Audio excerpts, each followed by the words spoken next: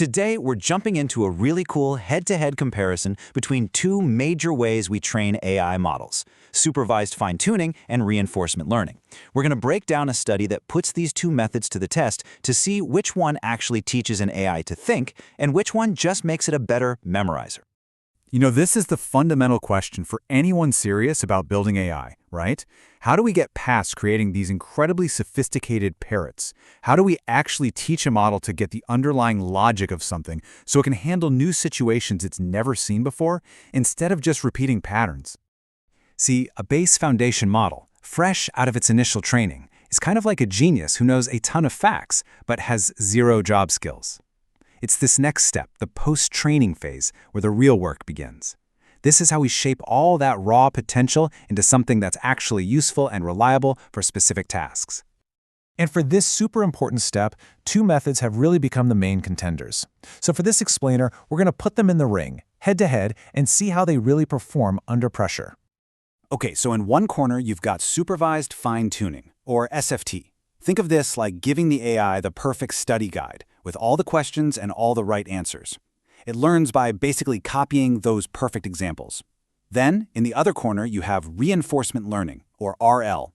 This is way more like learning to play a video game. The AI tries stuff, gets points when it does well, loses points when it messes up, and figures things out through trial and error.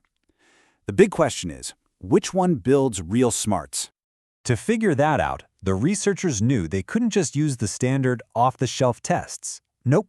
They had to build a custom arena, a series of challenges designed specifically to tell the difference between an AI that's just memorized the answers and one that has actually learned to reason. And they came up with two really clever tests. First was General Points, a card game that forces the model to do arithmetic reasoning on the fly, and second was VIRL, a virtual navigation task where the model has to follow some pretty complex directions in a realistic 3D world. You can't just memorize your way through these, you actually have to problem solve. But here's the most important part. I mean, it's one thing to get good at a game when the rules are always the same, but what happens when you change things up? How do you really know if the AI learned the strategy of the game, or if it just memorized a bunch of good moves for that one specific version? Well, the answer is something called out-of-distribution testing, or OOD. And this is the absolute key to this whole experiment. Instead of testing the AI on the exact same stuff it trained on, you throw it a curveball. You change the rules of the card game, or you drop it into a totally new city for the navigation task. A model that truly gets it should be able to adapt. One that just memorized, well, it's going to fall flat on its face. All right, so the tests are ready, the models are trained. Let's get to the good part. Let's see what actually happened when the SFT model and the RL model went head-to-head in this ultimate test of AI smarts. The paper's authors don't mince words. The main takeaway is stated right there, loud and clear. SFT memorizes, RL generalizes. And trust me, the results weren't subtle at all. Let's look at the data that led them to that conclusion.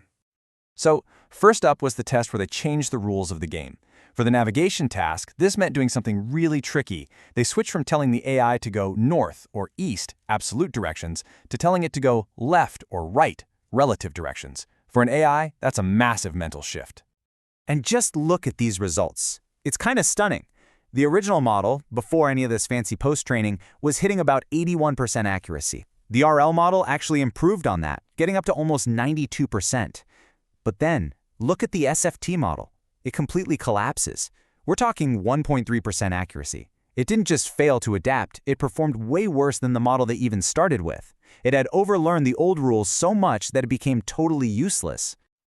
Okay, so what about adapting to new sites?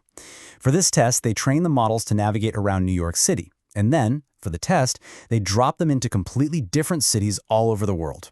The rules were the same, but the entire world looked different. And what do you know, we see the exact same pattern. The RL model is a rock star. It generalizes beautifully, jumping from a 17% success rate all the way up to almost 78%. It clearly learned the underlying idea of navigation. But the SFT model, it actually got worse again. It had basically just memorized the look of New York City, and its performance tanked in a new environment. And this isn't just some interesting lab result. This is a big deal. The RL-trained model set a brand new state-of-the-art record on this benchmark. It didn't just beat the old record, it crushed it by over 33%. That just goes to show you that this ability to generalize can lead to some massive breakthroughs. So the case seems pretty open and shut, right? RL teaches, SFT memorizes. We should just use RL for everything.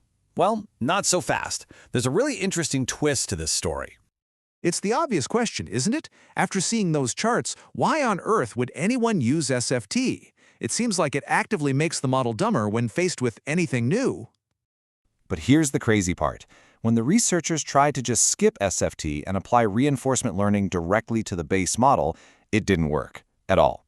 The RL training process just completely failed to get started. It turns out SFT, for all its faults, was playing a super important, almost hidden role. So what was SFT doing?